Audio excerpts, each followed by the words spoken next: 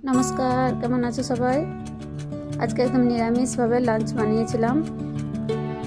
একটু মুগ ডাল ছিল, আলু পোস্ত আর স্যালাড ছিল, শসা আর আলু মটরের টিক্কি বানিয়েছিলাম। আলু মটরের টিক্কির ভিডিওটাই তোমাদের সাথে শেয়ার করছি। আমি একটা আলুকে গ্রেট করে জলে ভিজিয়ে দিয়েছি।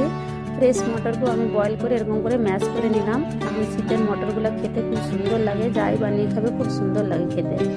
থালিতে দেখো গ্রেট করে আলুটাও দিয়ে দিলাম, জলটাকে ভালো করে নিচুড়ে। চিলি ফ্লেক্স, জিরা ধনিয়ার পাউডার, স্বাদ অনুসার নুন আর একটু ভাজা জিরা, ধনে পাতা কাটা অ্যাড করছি বাইন্ডিংয়ের জন্য, কর্নফ্লোর আর 1 চামচ বেসন। কাঁচা লঙ্কাও দেওয়া যায়, কাঁচা লঙ্কাটা দিই না, বাচ্চারা খাবে বলে। আদা বাটা দিলাম 1/2 চামচ, দিয়ে এটাকে মেখে নিলাম।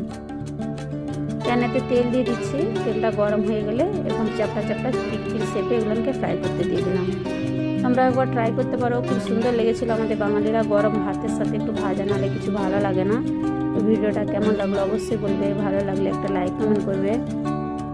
পুরো ভিডিও দেখার জন্য অসংখ্য ধন্যবাদ।